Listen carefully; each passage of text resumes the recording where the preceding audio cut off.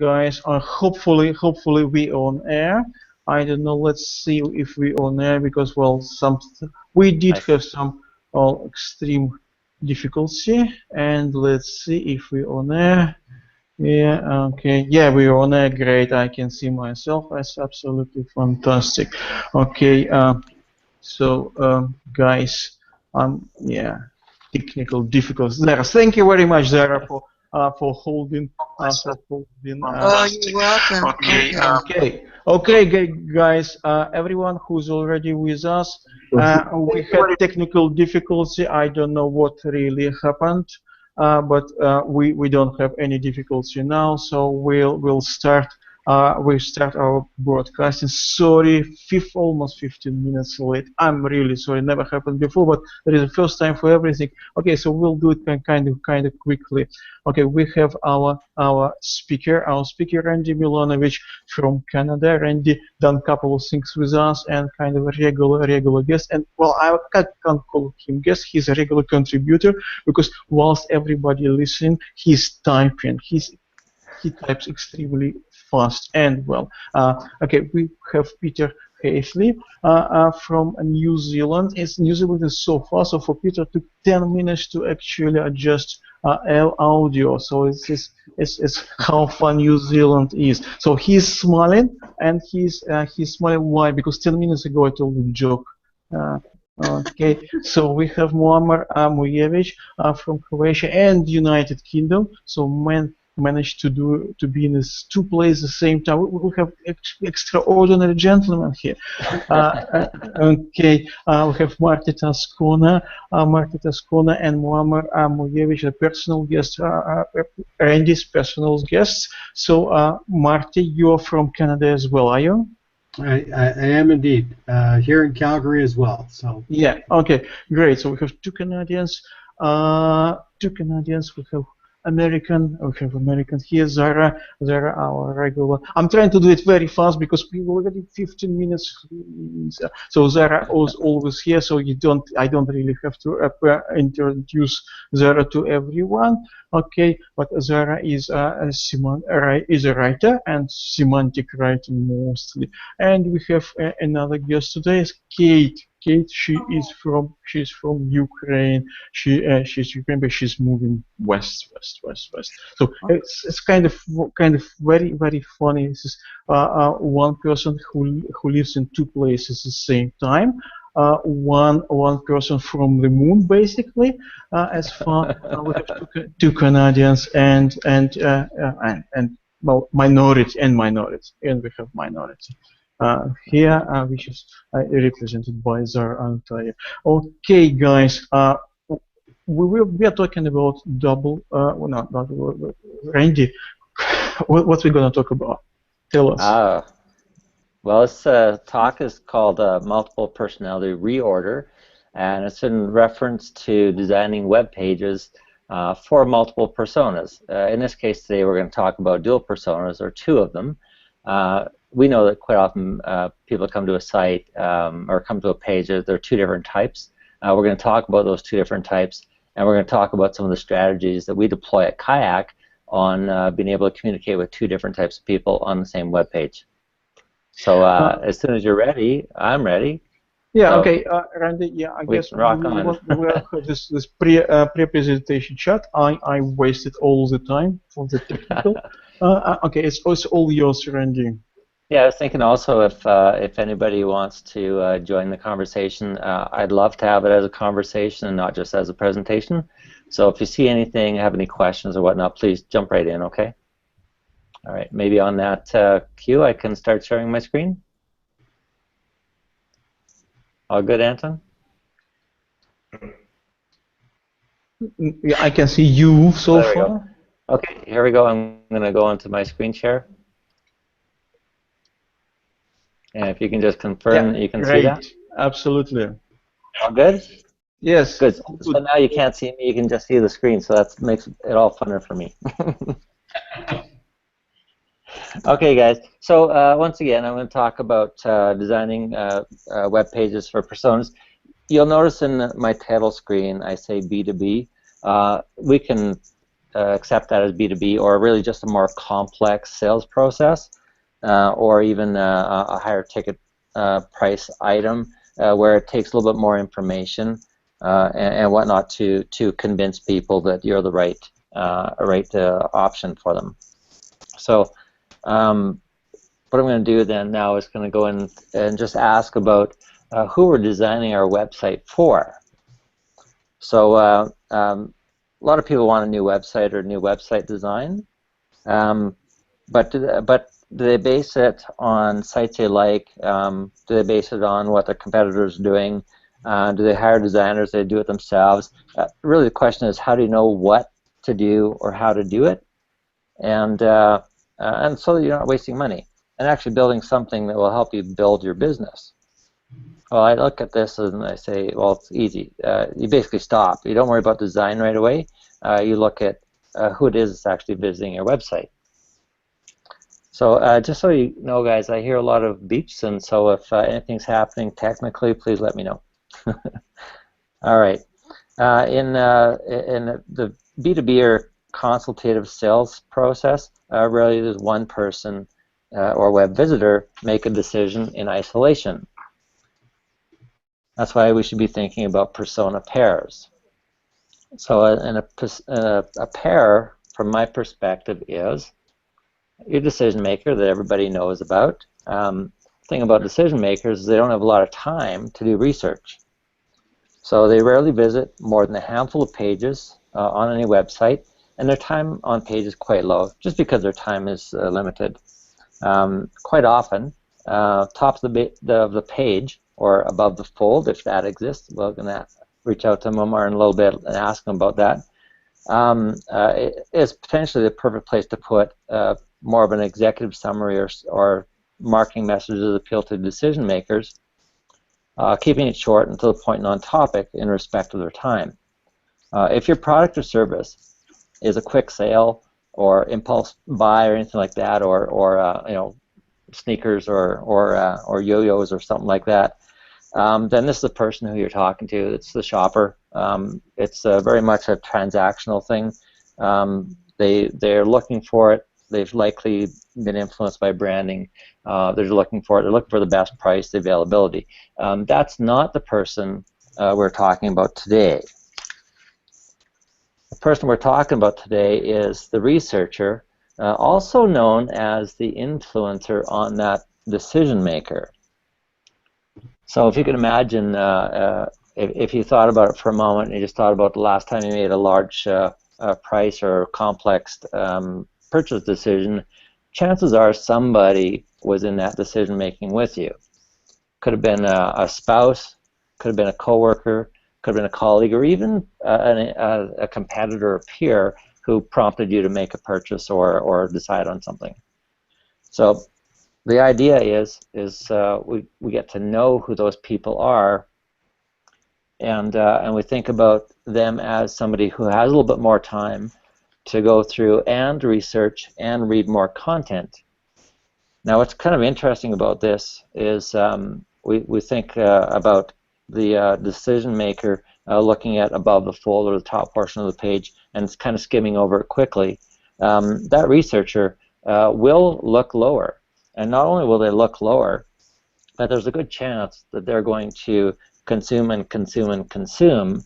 And as they do that, as they're clicking into more information, going to more pages, downloading content, and perhaps even reaching out to you or following you in social, what's actually happening is they're becoming very interested and committed to you and potentially your services or products. Now, what's kind of nice about that is what's happening is we're creating a champion inside the organization who then has an opportunity to influence that decision maker who could come back and make the purchase. So from our perspective, we really believe in designing our pages for both of those types of visitors and providing them with the answers that they're looking for.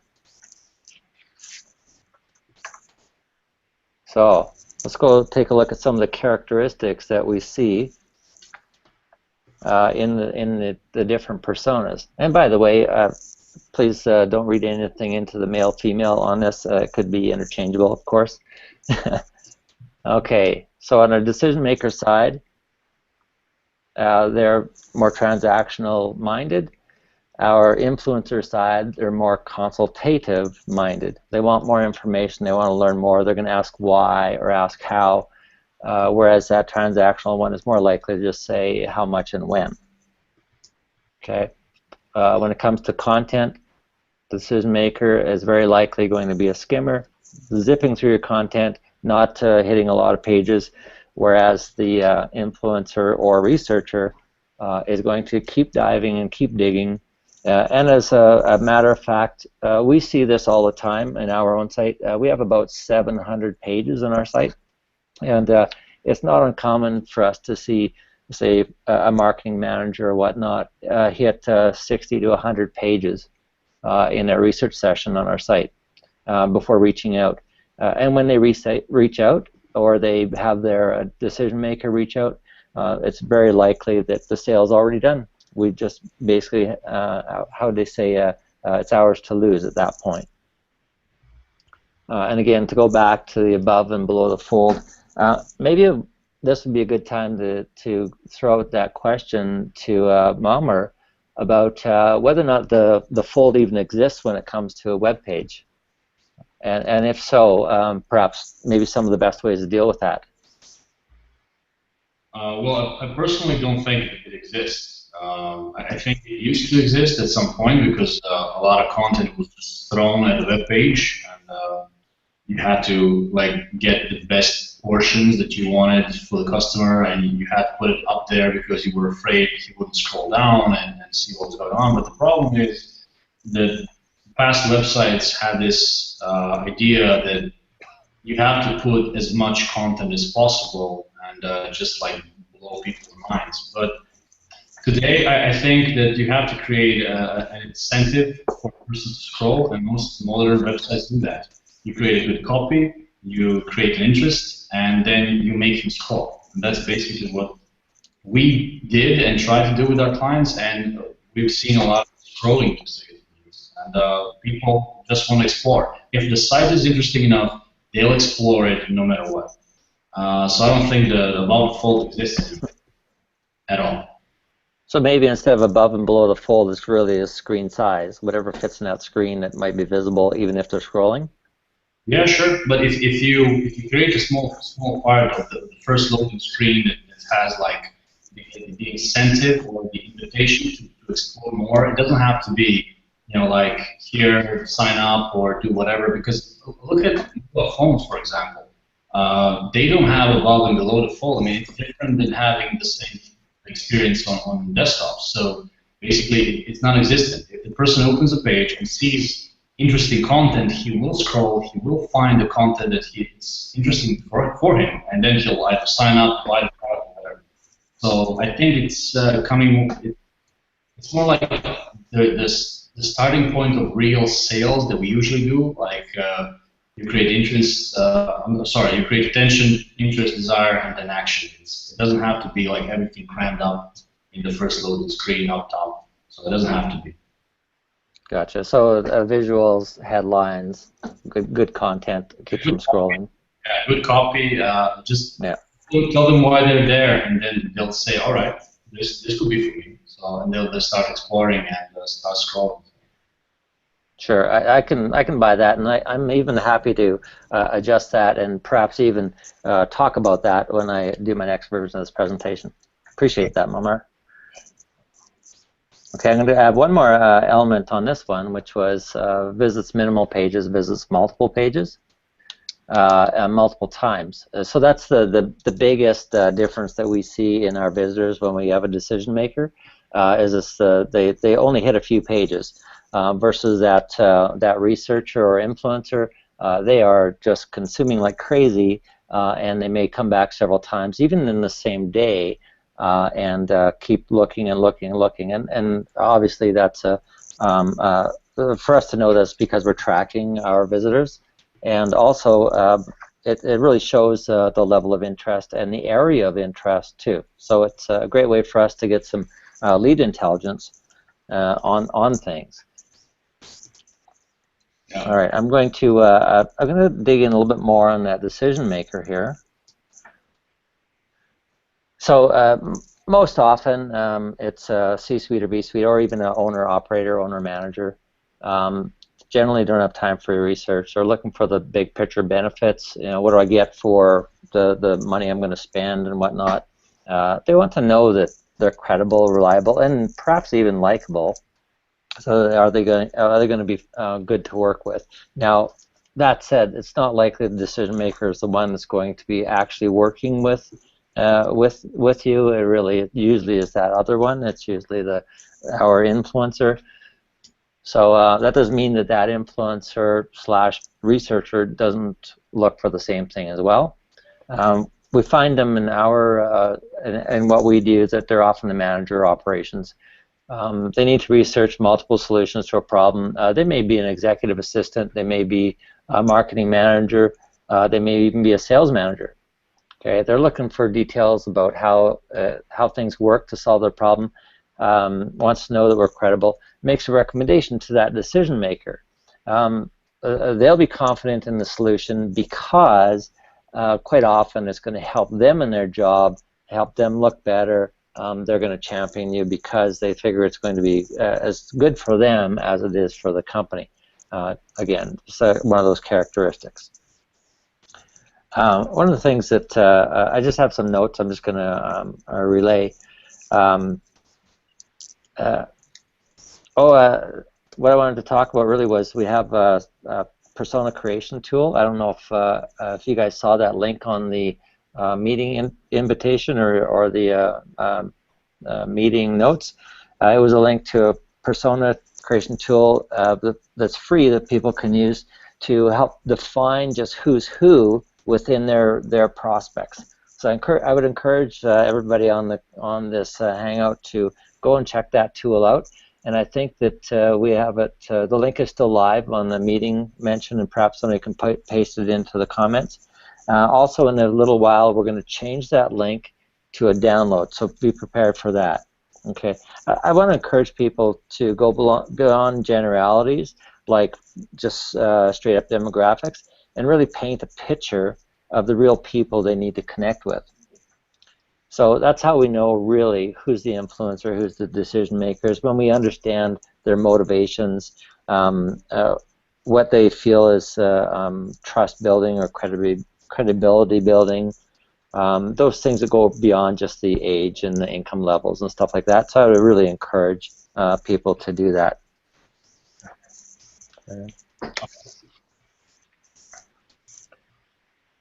So in a nutshell, really what it comes down to is these individuals have distinctly different intentions about what they need to accomplish or achieve, and if we're aware of what those things are, we're going to have a much more successful website.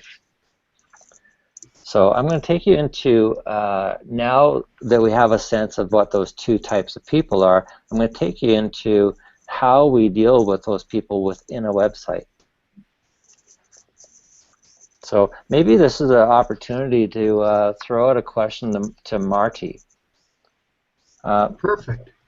Yeah, Marty, does anything that I've said here resonate at all? Is it totally foreign, or does it make total sense, and has it been part of the sales world before, or does anything connect there for you? This is all gibberish. It's all gibberish. Great. No, no I'm kidding. There's a lot of crossover into the sales world, and it does raise some questions for me. In the sales, and I'm going to make this, frame it, or start it this way. In the B2B sales world, especially for complex solutions, things that are actually going to change how a company conducts their business, how they do stuff, there's often many more stakeholders that get involved than a researcher and a single decision maker. Often you have an operations level that gets involved. You do have a KDM or some key decision maker, but generally they're executing on a decision that's already been made, I've seen a lot of an increasing number of B2B decisions turn into what we call a two-tab event, where there's a technical recommendation team and then there's an executive decision team who can write the check and or conduct much deeper due diligence than the folks that got involved in determining whether the product technically would be a good fit. So you'll see a lot of that type of thing. So it's still a two-tab event, but it takes on a different characteristic. Yeah, I can see that, and I think also it might be a factor too of the business size. Absolutely. The more complex it is, the larger it is, the more skin there is in the game, the more involved things. Well, and again, it has a lot to do with what the offering is. So if the focus is at a product level and what you sell is an input to that product, you'll typically be more constrained to deal with operational folks and perhaps end users. If it's going to affect a process, then you'll end up with a lot more people focused who are at a middle management level, and then the fight or the discussion is very much about budget, because middle managers are very good at executing. They're very good at and are incented around being able to perform on plan. But if it's going to affect the performance of the business, which is where all the, we'll say, the equity value is typically seen or focused, then senior management will get involved. That's what drives their bonuses. That's what drives how they are measured and from a performance standpoint. So size and complexity, number of stakeholders, which may include external shareholders, all come into play in terms of what you need to understand about the folks that you're going to be communicating with or running your sales process with. So it's not different in kind. It's just now you start going from market level down to or into the customer level. And most websites are operating at a market level and need to take a certain distance to get people engaged and say, you know, this group could possibly be the right solution. Let's look further. So yeah, I think that's right. And as a matter of fact, just for everybody listening, although I'm talking about decision maker and influencer, I'm aware there could be several of each. So just hopefully we keep it, or I've kept it simple enough that we just understand that there's more than one. But I love what you're saying, and I love how we know that there are different people. I know that in one project we did recently, we had 3 different decision makers who were also dually influencers, and all 3 had to influence and agree with one another, and it was quite an interesting challenge to solve. Yeah, that's one of the things that drives me crazy about how so much sales training is conducted. Is it focuses so much in many cases it focuses on training people how to present, as opposed to teaching them how to become extremely good at recognizing decision culture, decision styles, decision processes, and learn how to handle the various ones that may present themselves. And to the extent that salespeople continue to present when they really need to be getting involved with the decision process and understanding it and trying to influence it towards a great decision as opposed to a self-centered outcome. To the extent that they can do that, they tend to be very successful, but that's a minimum, or it's only a few sales professionals are really good at that type of thing. Thinking on your feet. Amongst other things, yeah. Yeah. Okay. Excellent. By the way, excellent answers. I loved what you were saying there. Thank you. I'm going to pop onto the next screen here. I want to talk about persona flows now, aka going down the rabbit hole. So now this is where the fun part gets is for me. I quite like this part of when we're doing sites is understanding what the decision maker is going to be looking at and how we can prompt next steps versus how the influencer or researcher is interacting with the site and how we can prompt their next steps. So I've got a couple of screens here just to talk through some of the ways that we do that and reasons that we do that. And feel free, as I said earlier, if anybody wants to pop in and comment, they're more than welcome to. All right. So some of the questions that we're concerned with when it comes to designing flow through a site is what's this persona's primary concerns? How will this persona find your website, and or where is their entry point or point of entry? So we know that, for example, if somebody's following you in social, and you've shared a blog post, there's a very good chance the blog is the point of entry, whereas if somebody searches in Google, there's just as much a chance that they start on your homepage. Not that those would be exclusively the entry points, but it's just to show that they could be different points. From that point on, we'd like to think of where they go next and how we can prompt them, and there's different strategies that we'll cover in a minute. But the idea is, do we have key pages that answer their primary concerns, and what action will they take, or what action do we want them to take after visiting those pages? So because we know that people will go where they are interested in going, that old-fashioned hierarchy sitemap, I would say, is a bit of an illusion when they're visiting a site, because now they're no longer following a sitemap, they're following their intuition or their instinct or our prompts, aka the rabbit hole.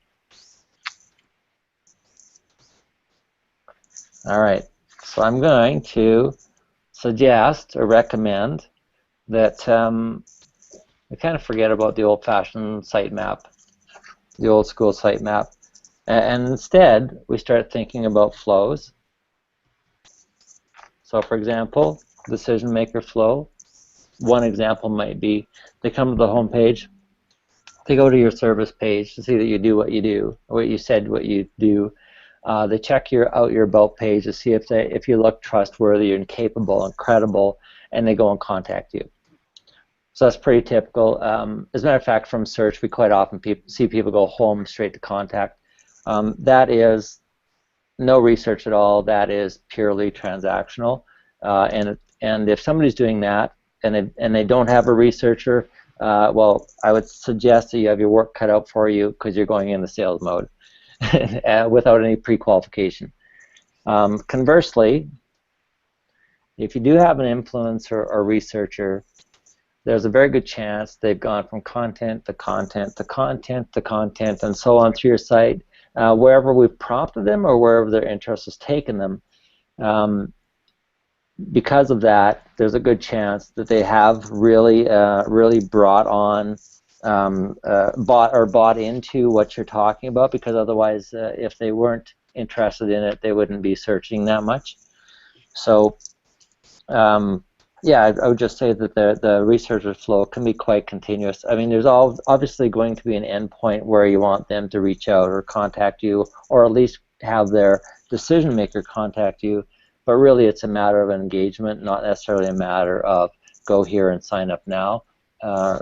Unless, of course, they're consuming more content that will help them convince their boss to do their thing. So the idea is creating that champion.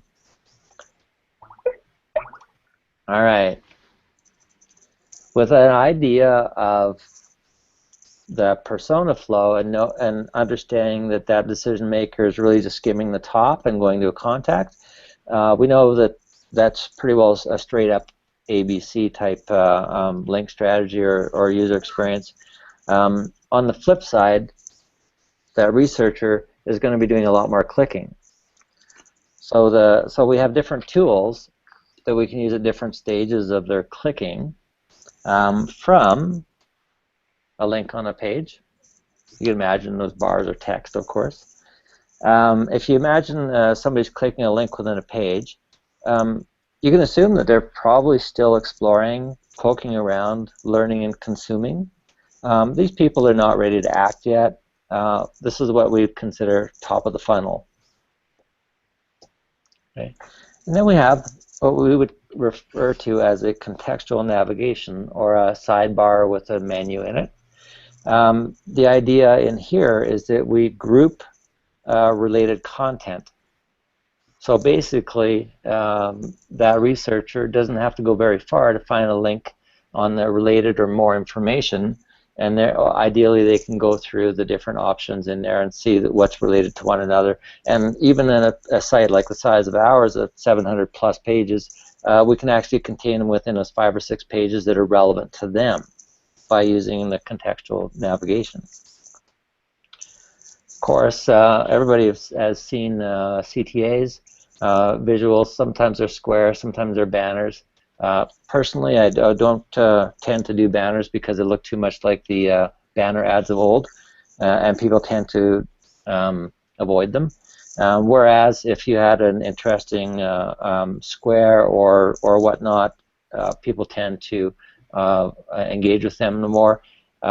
When you put a button on it, and that's what this is up here, is a button, is we're telling them what they're going to get and how to get it. And even though the whole image is clickable, there's a very good likelihood that they actually push the button as their target. And we actually see that all the time with heat maps. So if you could imagine the link within text is people still wandering around, very low intent to do anything. You have a contextual navigation. There's a bit of a higher intent. Now they're looking at a grouping of content that makes sense to work together. And then we'll get to a CTA. Now we have an actionable thing, which is now a download or a tool or a sign up and that kind of thing. I hear a bit of a voice. Is there somebody trying to comment? No. No? Okay.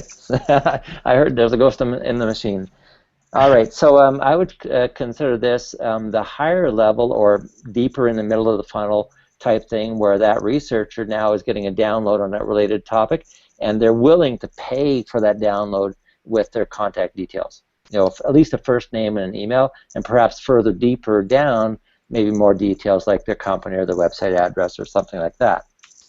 So middle of the funnel type stuff can definitely be graduated or different levels. And then at what I would consider the bottom of the funnel is straight up contacts, and we reserve buttons in our business for this. So whether it's let's talk, contact me, that kind of thing. So so I've just shared 4 of the tools or techniques or strategies that we could have, and they're related to the point in what I would consider their buyer's journey or through their own qualification. I would say that at the bottom here, when somebody clicks that Let's Talk button, they are signaling that they're entirely marketing qualified. The form that they fill out or the phone number they call at this point then should go directly to sales for further sales qualification. And there we go, back to this one again. In a nutshell, most successful business websites, especially that we've done, figured how to talk to both sides of the persona pairs for each product and each service, and that would lead into what Marty was saying before about a more complex process. Realize that the pair could easily be a trio, quartet, or more, and that's on a per product, per service basis. I'm going to, my next screen, I actually have a download and a tool that I'm going to present. Maybe before we do that, we have an opportunity to ask another question. Maybe for Zara, have you considered writing, or have you written for dual personas on a single page before in all the work that you've done?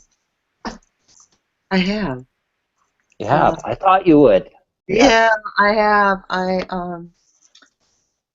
actually in a couple of instances, it just happens to be that both of them were in travel-related services.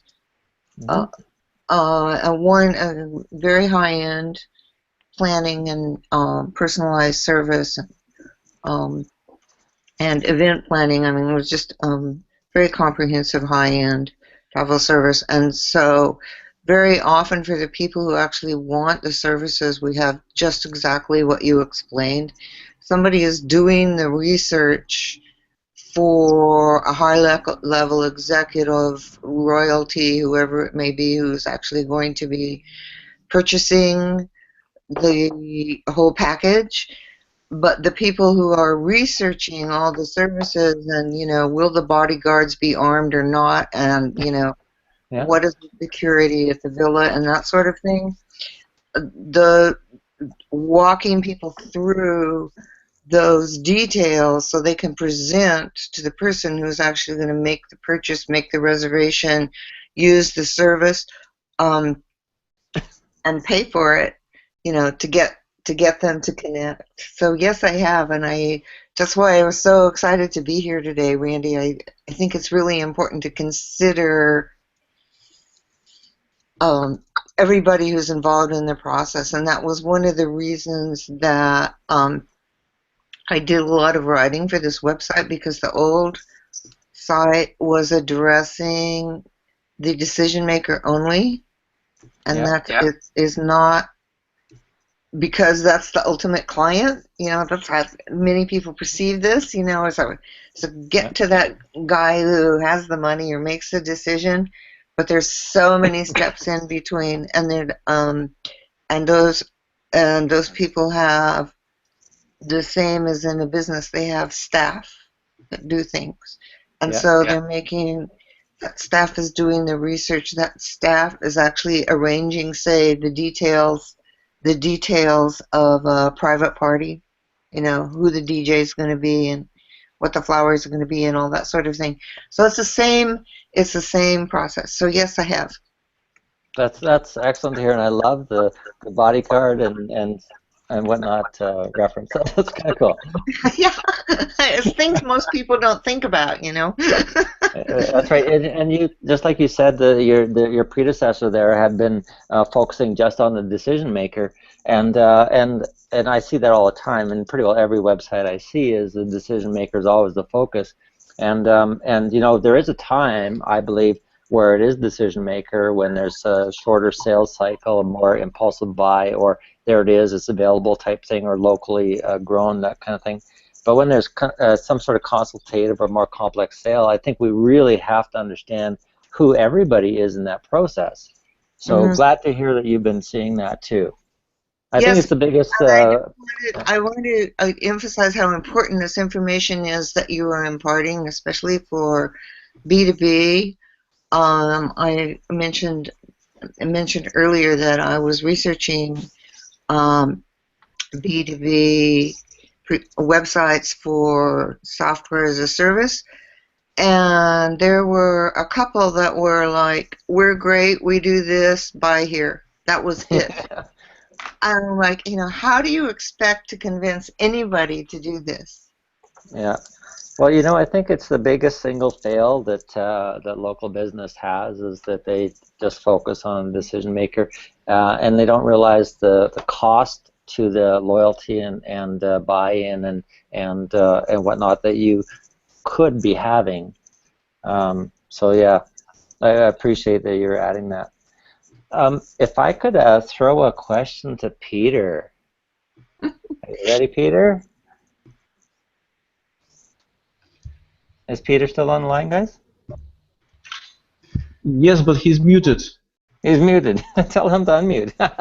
Okay, or ask him. Yeah, I'm muted now. Okay, there we go. Okay, so Peter, you have a tool called Size. Yes. It's a pretty cool tool. Yeah. When we're adding all this content to a page, are we improving or not on the semantic value of a page? Yeah, that's interesting. I think the semantic side of it is very vital, actually, in building what is like long tail queries, especially these days. And you'll find people who are entering the site. It's an interesting thing. It's a time thing. I think the most important thing is you have to be able to do research that you can use effectively, especially in isolating the needs of the client, so or the visitors to the site. So what I've found is and talking about your concept particularly, it's a time issue. So what we tend to do is make a synopsis, and decision makers will find a synopsis a lot easier to deal to, and if that's linked to particular parts of the page. Or I use a lot of anchor links especially on long content, and so I know it's an old thing, but it actually works particularly well for people navigating to what the information they want, rather than going to a sidebar, which is a secondary action. So it tends to be a subconscious reaction that you can get quickly to some information. As far as the SICE tool is concerned, it isolates the needs. So I'll look at, I'll run it through several sites that are leading authority sites. It'll trawl that information, and it'll isolate the needs of the visitor. Then the case is of writing to those needs. So I find the tool particularly useful for that particular purpose. It's from your view, when we're writing to two different people, and essentially, I would say at the end of the decision maker, we're really then transitioning in conversation to the influencer or researcher. Would you consider that a positive or a negative from a semantic perspective? Well, I tend to write generally, because I think that the decision makers, even though we know we do it ourselves, we all cherry pick websites, so we're looking for information. What I make sure is if they cherry pick in different positions or different areas, they're going to get something that is totally unique. So I structure the sites conceptually. So because SICE creates conceptual sets and clusters of information, you tend to put it very logically into those conceptual sets. And so it means that if someone's wanting to find specific information, I make very specific information more regularly, and I make that more concise. So in other words, it's not wordy, it's information that people can get. And even for influencers, I think that that's useful. I don't think we need to write incredibly long copy. It's like all good copy needs to be cut down and made very obvious for people to read. Sure, and I think what I'm referring to when we're on a page level, I'm not talking about blog level, of course. Those can be as long as you like. When we're on a page, I tend to keep it about a page, maybe 2 pages in length, or 800, 1,000 words. I don't tend to go too much over that. Generally what we look at is that really the first view, maybe I won't call it above the fold, I'll call it the first view. And generally we try to make sure that decision makers' needs are met in there. Are we available? Are we credible? Can I make contact? That kind of stuff. And a little bit of information. And then when we're going down the page, then we're basically elaborating a little bit more on that, so the researcher can get a few details. So I was in my back of my mind, I'm thinking the additional words are making the site perhaps more searchable, even on the longer tail, and so that's in my mind. I don't know if that's actually true, though. I have a question for Peter, and that is about the synopsis. Would you go over that again, Well, Peter? the synopsis I gain from the SICE tool. So it trawls through the information, it simplifies the information, it gets the core issues and the core elements of what the person's talking about. And obviously, if you've trawled authority sites, you're going to get the overview of all of the value, and it's sort of like putting gold through the furnace. It gets better and better and better, and it's because it's pattern based. It tends to be very related, and language patterns in that sense. And so that synopsis is very easy for me to create. Whereas for others, I can imagine it could be rather difficult because you're trying to take a lot of information and take it down into a smaller, more simple aspect. And so then, and essentially, it's matching Randy's concept of the main basic points: the credibility, the reliability, and anything else that comes up in the SICE search.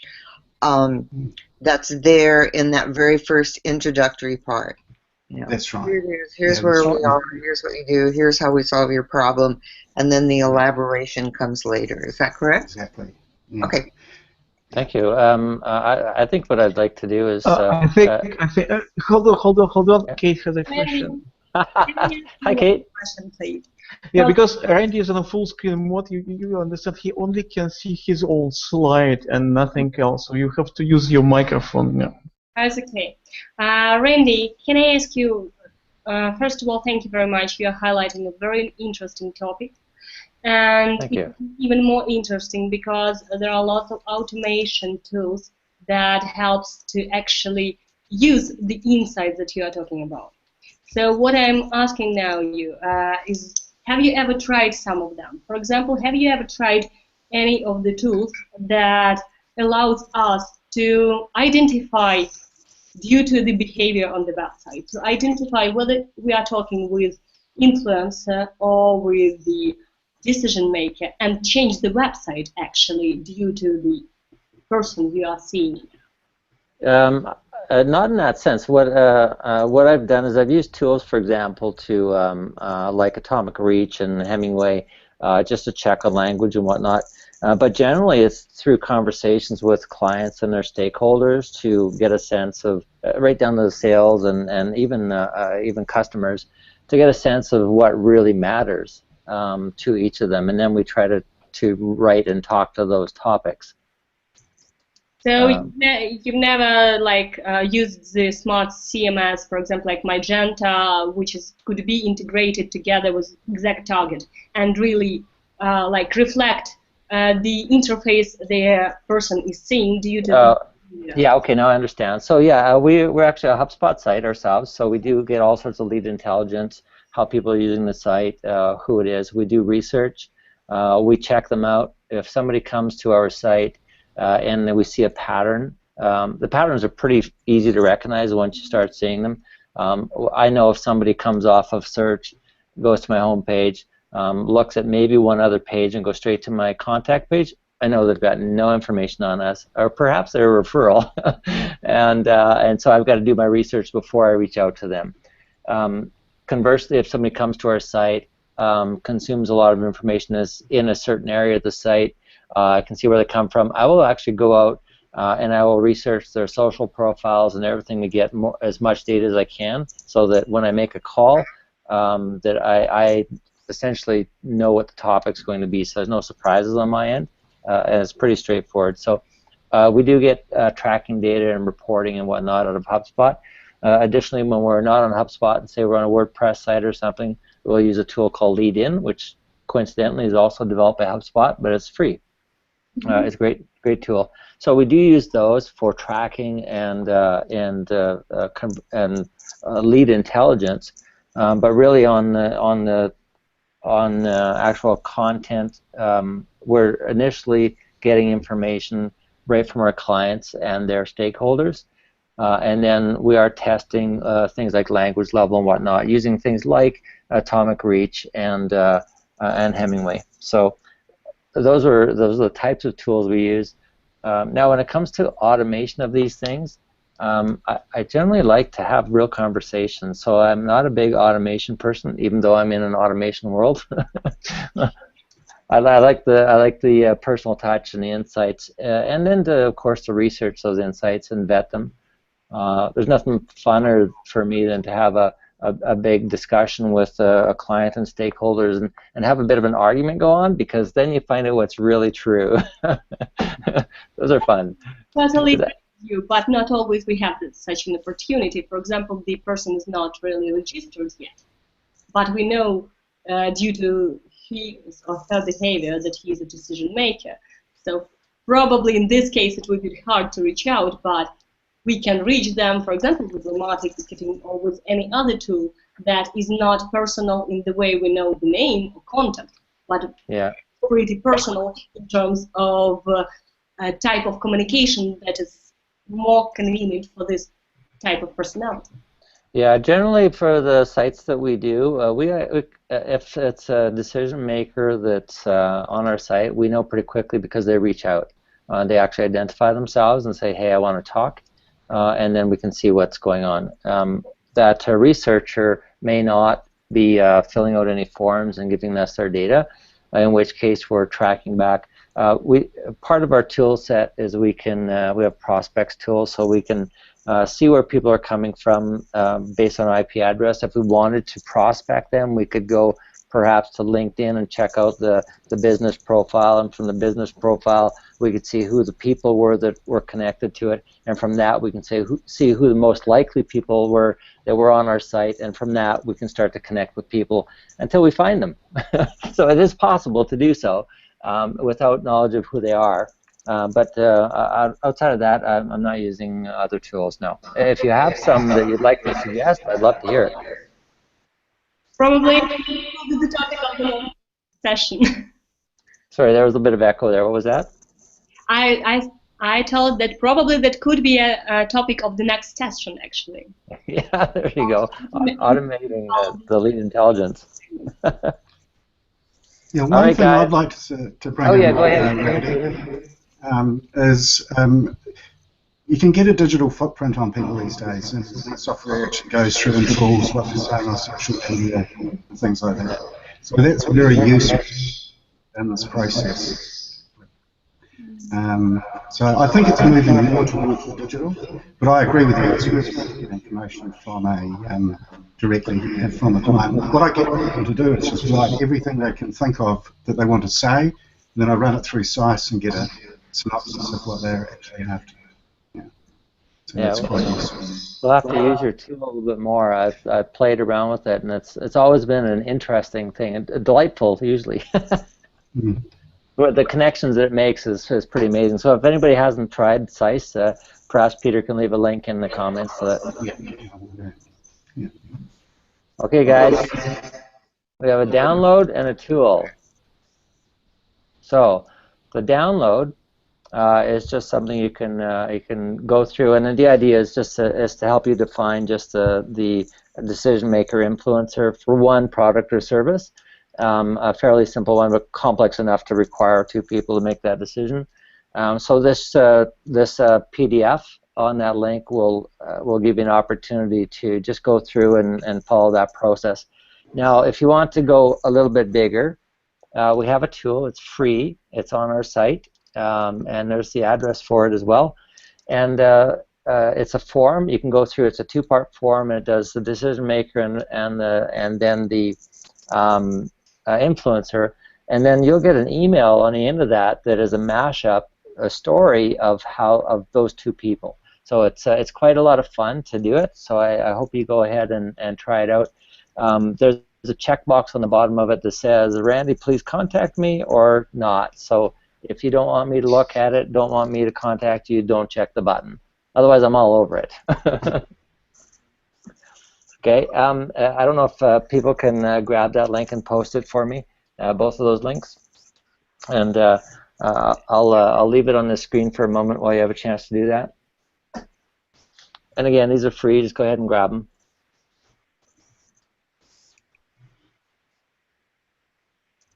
And Anton, I put one which I had, so I only download left. I will do it. Yeah. Yeah, I just have one more screen, and I'll just wait for you to make sure that you have it before I change screens.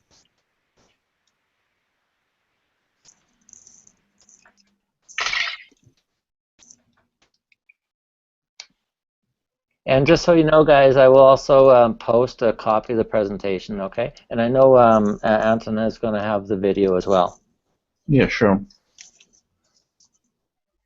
All right, and if it's okay, I'm just going to go to one more screen, which hopefully gets a couple of tweets. I wonder if I can't send that in the notepad. I'm going to switch away from the screen now and stop my screen sharing and open it up, I guess. Okay, guys.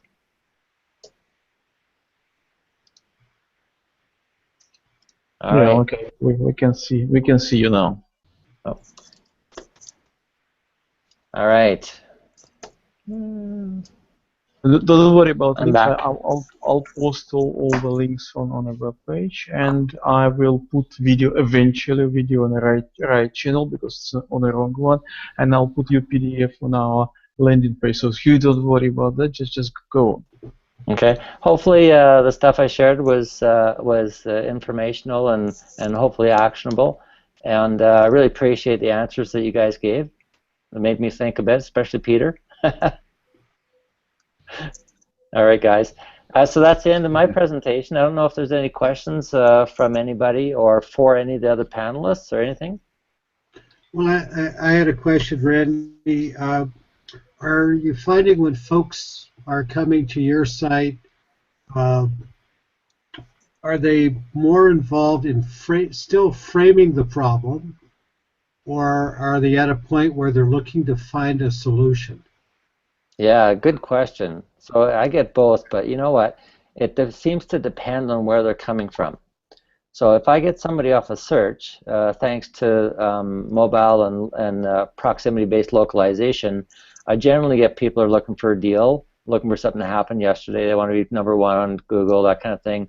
It can be quite the, let's just say, time waster. Whereas if people are coming in off of other ways, through social media, off of a download or something like that, and they're reaching out to me, they're significantly more motivated to do business with me, and are not as concerned about availability and price so much as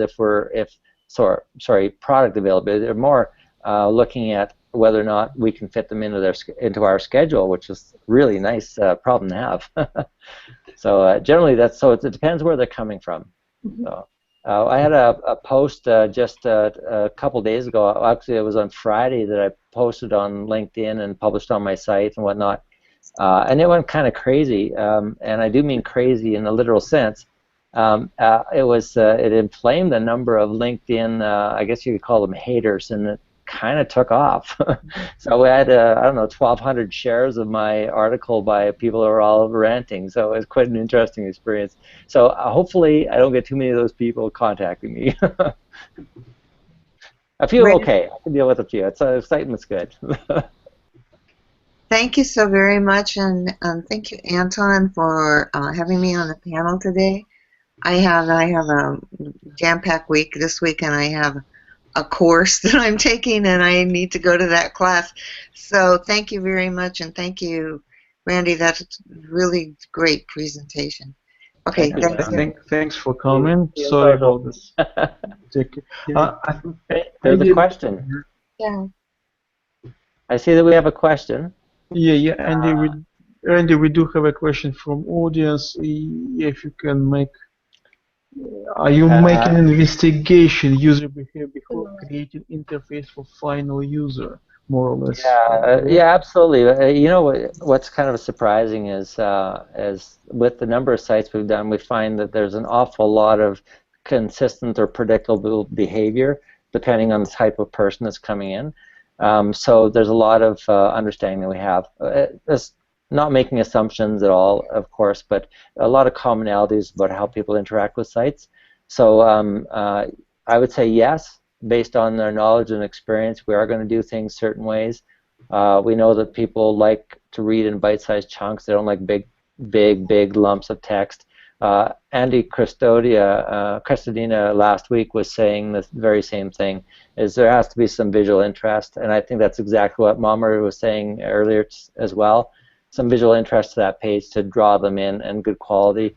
I think that's just natural. I mean, if we fill a page full of copy and don't have any visual interest, no structure, and no images, they're not going to stick around. If we don't prompt them to take action, they're not going to take action. So those are pretty well straightforward things. So hopefully that answers the question. If anybody else has anything to add, feel free. I'd like to add a thing about content. What you just mentioned is when you create good quality content, usually what I hear from my colleagues is that they have to create a lot of content and they think that the quantity equals quality. And I've seen my clients create this much text with a good image that says everything they wanted to say, and they get feedback from their customers that was amazing. And you could have like 10 pages of text up there with like a bunch of photos, a bunch of call to action, sign up here, do this, do that. And people will just visit this, see all that noise and say, wow, that's like too much. I'm getting the hell out of here. So you need to think about what you're trying to say. So sometimes when I go to and I shake someone's hand and I say, hey, my name is Momer, this is what I do, whatever, and that could get a good point across if I'm really on point with what I'm trying to say. If you're trying to sell someone like for like an hour and a half or trying to get as much content out of yourself to the person, you're going to be out of there. So you have to think about what you're posting. Yeah, absolutely. And I think one of the things about having lots and lots of content is people are thinking from an SEO perspective, so they're trying to design for search instead of for their visitor. So absolutely good point. You need to say what you need to say. Yeah, exactly. Yeah, another point that I'd like to make there is the imagery is absolutely vital. So you've got to think about what the imagery is saying, you know, in relationship to this dual persona thing as well. Yeah. So there may be different imagery that will affect an influencer more than a decision maker. So it's interesting. There has to be a balance of sorts there as well. Yeah, I hear that. I was on a site recently that had the animated videos. They looked kind of like a children's television show, but it was on a financial site. And I thought, hey, there's a disconnect there. So instead of attracting me, it actually repelled me. Yeah. Has to be a connection. I think we have another question. It's in the chat. Randy, if you can read it. How to build user interface when involved with cognitive perception? Am I to interpret that means intuitiveness, and I'm going to assume that that's what it means. So I think the idea behind the linking tools and whatnot that I was saying, a link versus a button versus a contextual navigation, I think it's just a matter of is it in the right place? Is it appropriately placed? Is it within view? Those kind of things. Is it obviously a next logical step? I think that's probably what we're looking at, including the visuals. Essentially, we want to be as clean and simple, getting from A to B to C as possible. Goes back to what you're saying about flow, Randy. The flow has to be. You've got to keep their attention and engagement through, resonating with them. And so it's important to have that, structured. And sometimes we write. Some people think that you can write creatively, but the structure is just as important as the creative part, because it can, creative writing can ramble a bit, but it's far better to have structure. Yeah, absolutely. Well. I mean, one of the classes we teach is on even just structuring a blog post. Get those subheads in, get those images in, know where to put those links, provide a call to action inline at the end. Just get them as engaged as possible.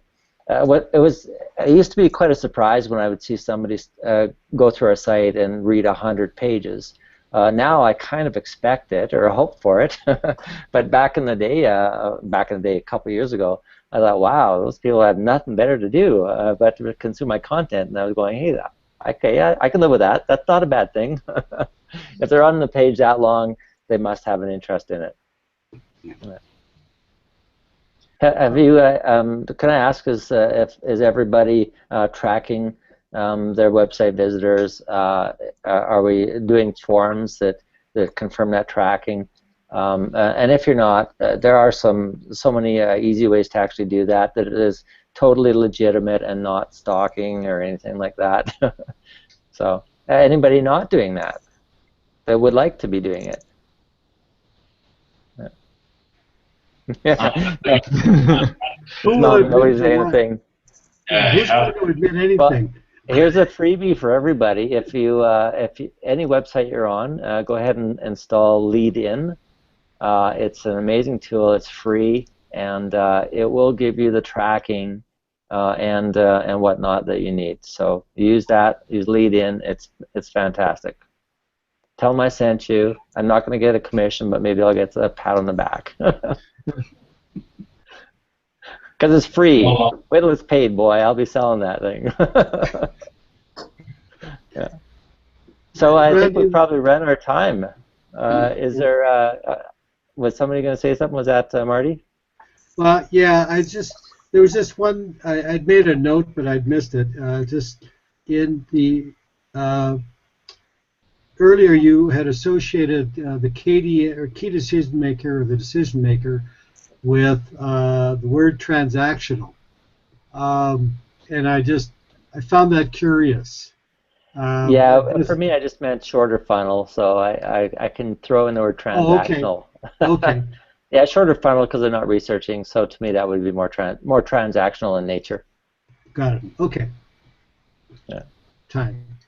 Okay, guys, do we have any questions or comments? Yeah, we're kind of running out of time, but yeah, well, obviously it was all technical problem for first 15 minutes. I'm checking our website so far. Well, so far we don't have more questions. So okay.